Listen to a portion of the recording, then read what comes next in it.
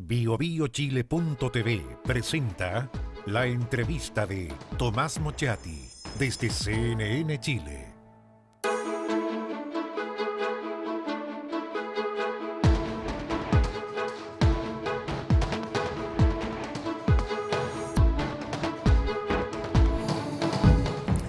Muy buenas noches. En la caída de la Iglesia Católica, esta caída estrepitosa, el símbolo no creo que sea ni el cardenal Francisco Javier Errázuriz, ni el cardenal Esati, sino un sacerdote que no llegó a altas jerarquías, de estas jerarquías que tiene la Iglesia, que es obispo, cardenal. No, es Christian Prech, por el símbolo de una Iglesia que estuvo comprometida con la defensa de los derechos humanos, por una Iglesia que estaba vinculada a los pobres, o a la opción por los pobres, sin caer en la opción política, y que ahora es simplemente expulsado de la Iglesia Católica, echado. Y donde además su defensa dice que en la Iglesia hay una vendetta vaticana en contra de él, o sea, un rompimiento total. O sea, esta es la caída absoluta. Este libro, Prech, Las culpas del vicario, que acaba de ser reeditado de Andrea Lagos, es un libro que relata no solamente la historia de Christian Prech, sino el tránsito de esta Iglesia Católica chilena durante los últimos 50 o 60 años. Andrea Lagos es periodista, es historiadora y es académica de periodismo de la Universidad Diego Portal, está con nosotros. Hola, buenas noches. Hola. ¿Por qué escribir un libro sobre Prech? Cuando yo lo comencé a escribir fue después de, a concebirlo fue el 2013-2014, cuando él había sido condenado a 5 años de apartamiento del sacerdocio. La verdad que el personaje de Christian Prech antes de los abusos ya era interesante. Era interesante porque había sido un sacerdote que había sido mucho más importante que muchos obispos, que había influido en generaciones, que había liderado de alguna manera la batalla contra la persecución a los perseguidos por Pinochet.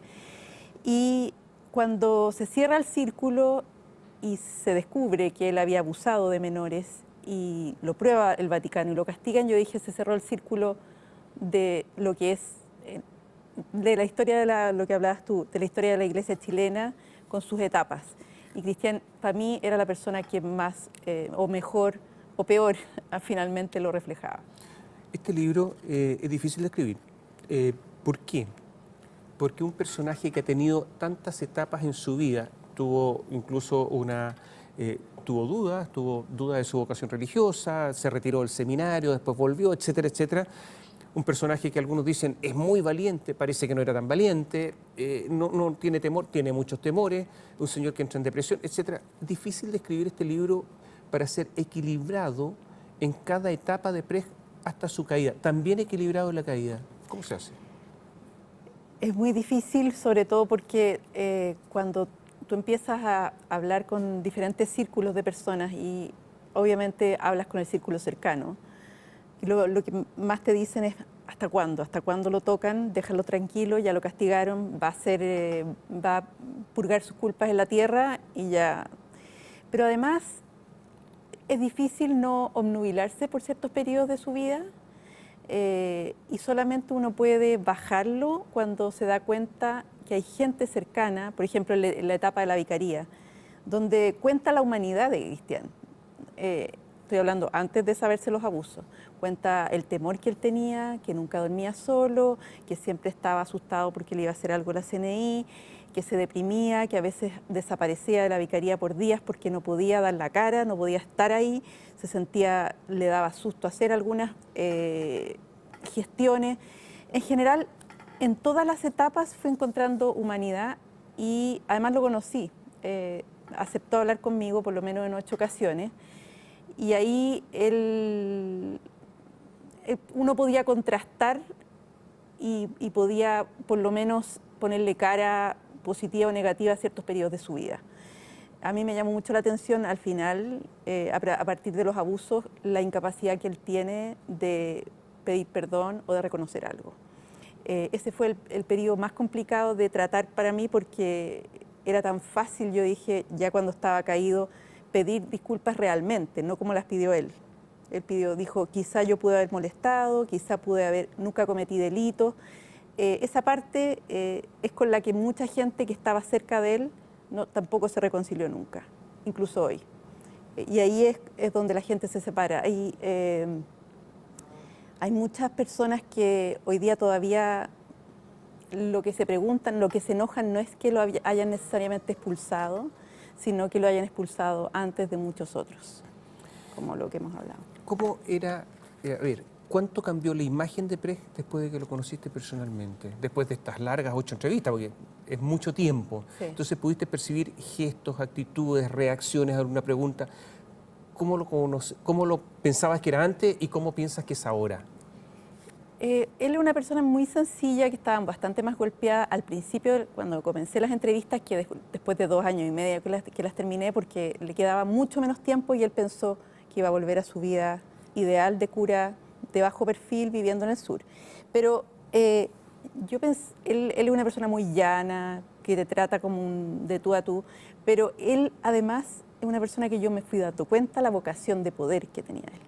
Él no es una persona que no haya sido ambiciosa.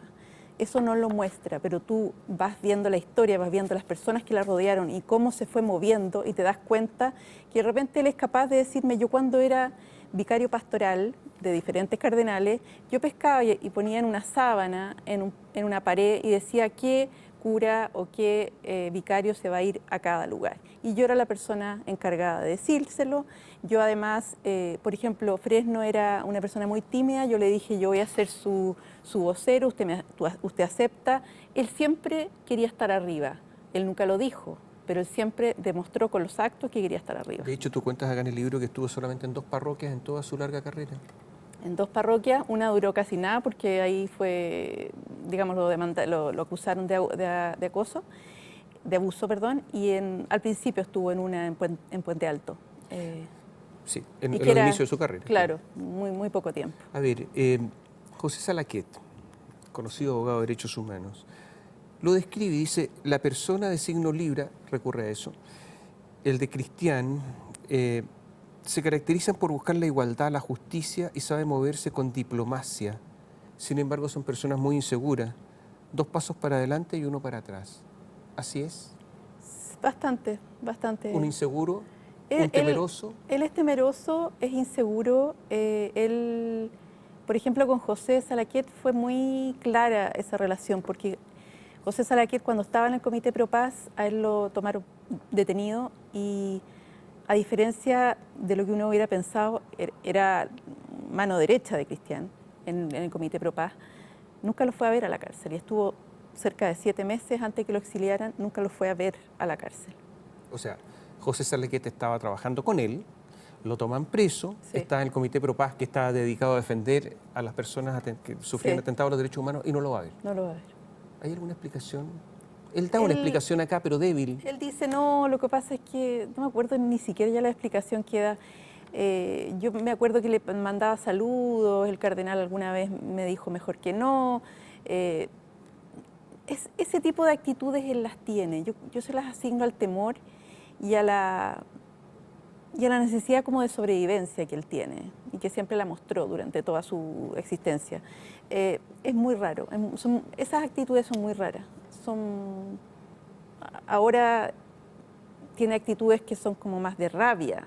Ahora está enojado. Ahora está muy enojado, está muy dolido con la iglesia, está medio ciego además, se está quedando ciego.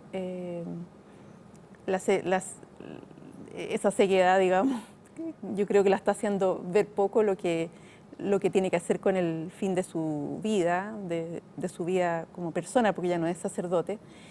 Él no puede entender que su existencia haya terminado así y además él no se puede concebir como no sacerdote. Él tenía, o tiene, lo que las personas antiguas llamaban don de gentes. Esa postura natural, un garbo que le hacía relacionarse con cierta altura con los demás, con cierta relación natural con el poder, y por lo tanto alguien que siempre tuvo eso, la caída debe ser mucho más violenta, más dura. Sí, él venía además de una familia bastante pituca, sobre todo por el lado de la mamá.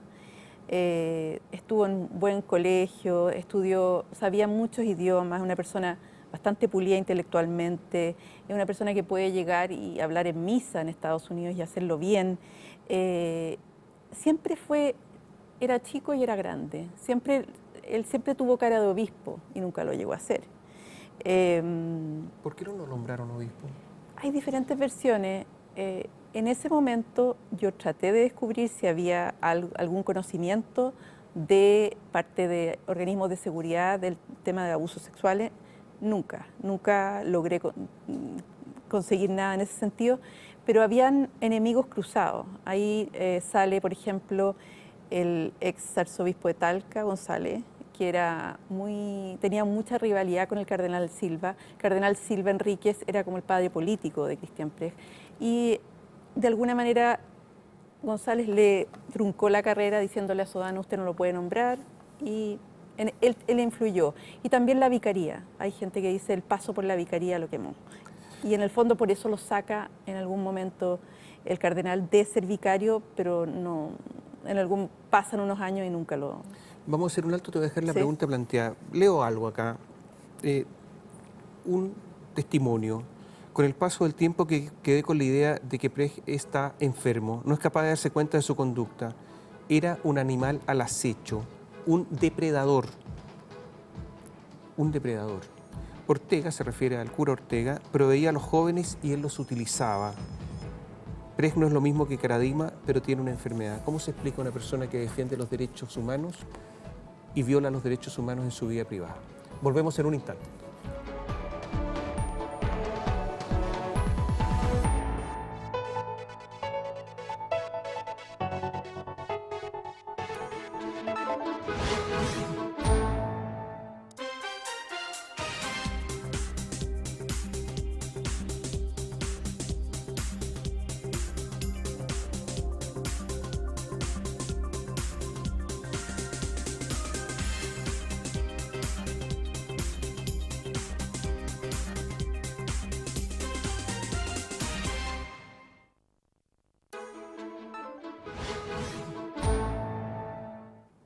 Conversamos sobre este libro, Prech, Las culpas del vicario, con Andrea Lagos, autora. Y la pregunta quedó pendiente.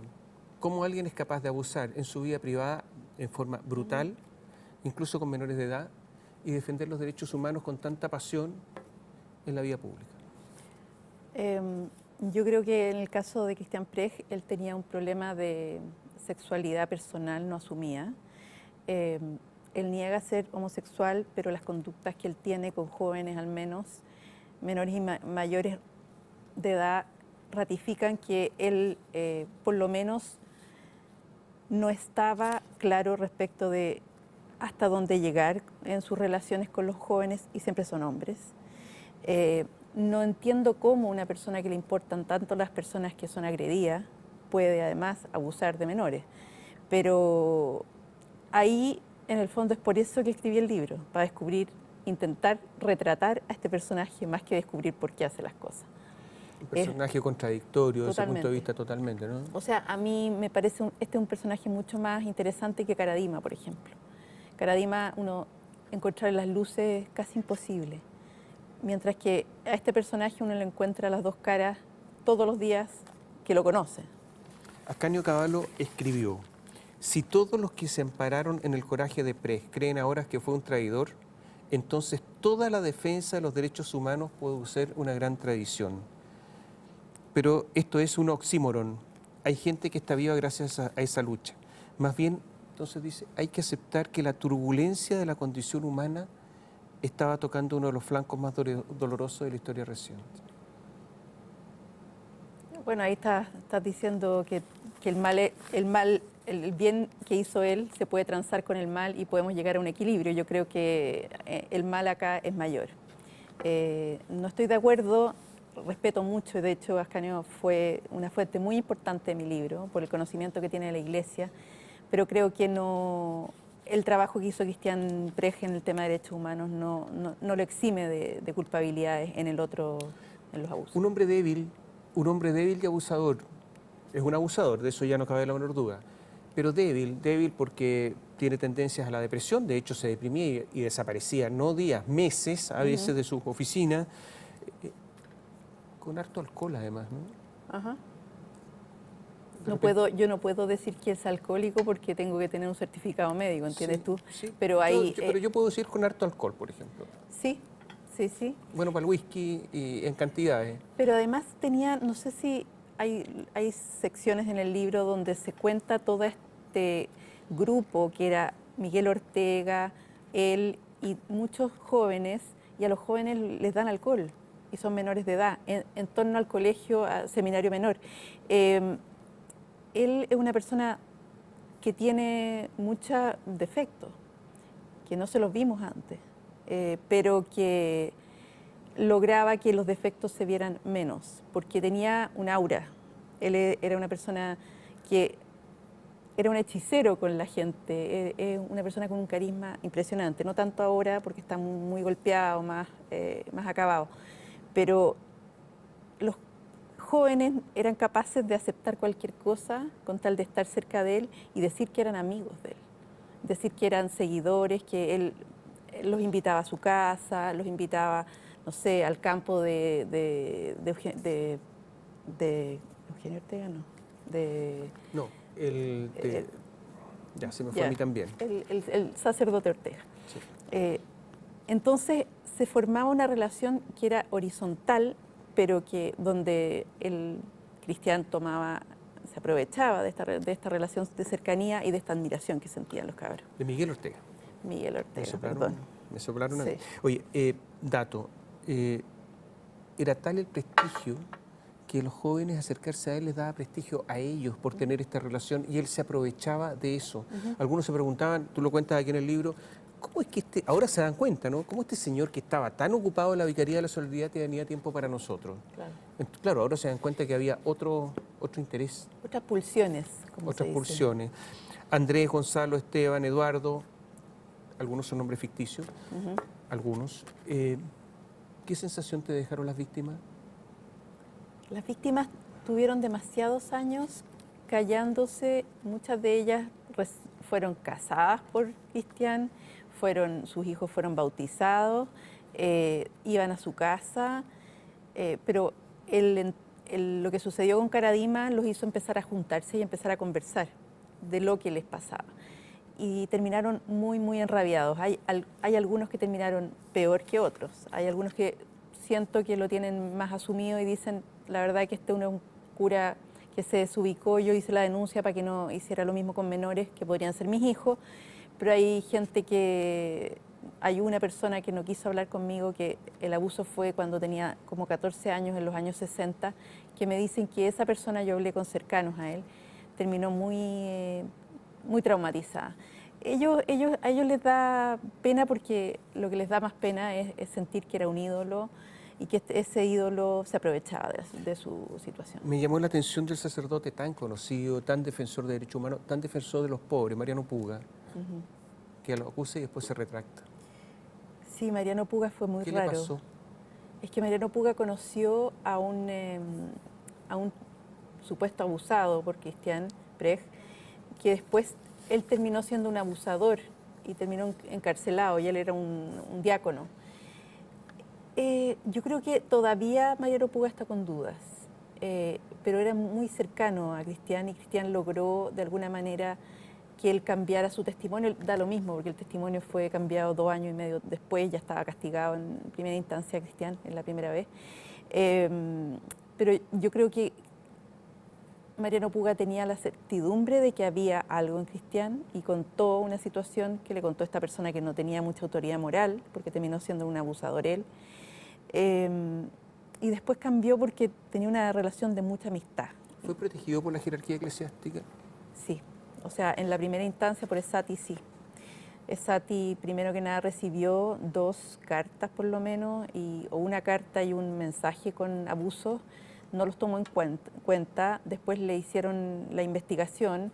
El vicario judicial, Roma dice, es culpable, ustedes, o sea, el pastor, que es Esati, tiene que decidir el castigo. El vicario judicial Ortiz de Lascano dice, cuando hay menores, tiene que haber una pena, por lo menos ad divinis, que es la de Caradima, que nunca más pueden volver a ejercer, siguiendo siendo cura. Y lo que hace Saty, que tú seguramente viste en el libro, es que golpea la mesa y dice no, solamente 5 años, cuando salga va a tener 77, está bueno. Y Saty lo protege. Lo protege. Exactamente, eso es. No, no más, ahora no. No, pero ahora, en ese tiempo sí. En ese tiempo lo protegió. Sí. Y incluso en las 2 primeras denuncias se demoró. Muchos meses. Muchos meses. No actuó de inmediato Saty. No. Oye, Jorge, a ver, abusó de personas mayores, de 12 adultos. Bueno, está aprobado, 11 denuncias. Pero los que llevan a Roma son los menores. Sí, exactamente. Sí. Pero estos adultos no eran personas contemporáneas a él, eran personas que recién habían llegado a la adultez, también sí. Eran personas muy jóvenes, de 19 años, de 20 años, ¿no? Y este señor era un señor famoso, tampoco era mucho mayor además en ese tiempo. Entonces cuando uno habla de adultos, en realidad habla de jóvenes que recién llegaron a la adultez, considerando además que en ese tiempo la adultez en Chile se alcanzaba a los 21 años. Sí, eran generalmente jóvenes entre 19, los que eran adultos eran hasta los 21, 22, no más. Sí, eran jóvenes que además se habían acercado a él, uno por ejemplo, protección política, otro porque era amigo, quería ser amigo del cardenal, otro porque estaba en el colegio y sus papás se habían separado y, bueno, ese era menor, y necesitaba que alguien le diera contención, otro porque tuvo que irse a vivir a una casa donde estaba Cristian y se le metió a la cama. O sea, siempre era gente más débil, además. ¿Quién confesaba al cardenal Silva Enrique? Saty. Saty era el confesor. El entorno de Silva Enrique es un entorno donde hay varias personas abusadas. No digo Saty porque Saty es un encubridor, al parecer, pero están todo el resto.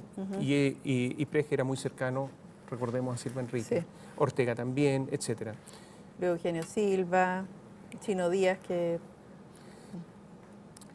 Y hay un episodio acá donde se cuenta cómo confesaba, ya anciano, el cardenal Silva Enrique, donde les preguntaba a quienes pretendían confesarse, a los que se confesaban, acerca de cuestiones sexuales privadas. Sí, hay una escena que siempre me la mencionan, cuando ya el cardenal no era obispo, tenía mucho más tiempo libre, no era arzobispo de Santiago, va al colegio seminario menor, y todos los cabros se querían confesar con él, más que por confesarse por él, por salir un rato de clase, y hacían cola, entonces levantaban la mano, ¿quién se quiere confesar con el cardenal? Y estaba este señor con el chalcito, y le decía, la primera pregunta es, ¿tú te masturbas? Y siempre era la misma pregunta, no les preguntaba casi nada más, y les daba 2 Padres Nuestros y una Ave María, y se iban.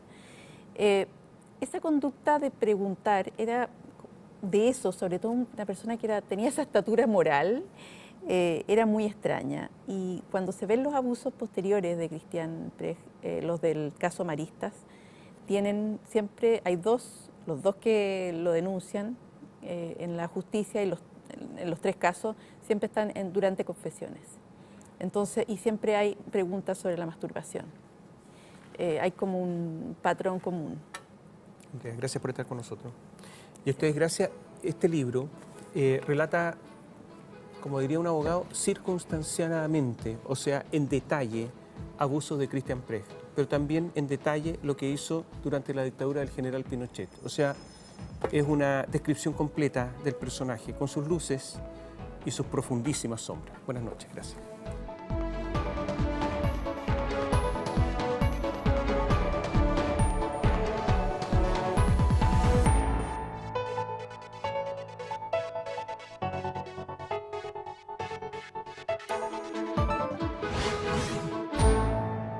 BioBioChile.tv presentó la entrevista de Tomás Mochati desde CNN Chile.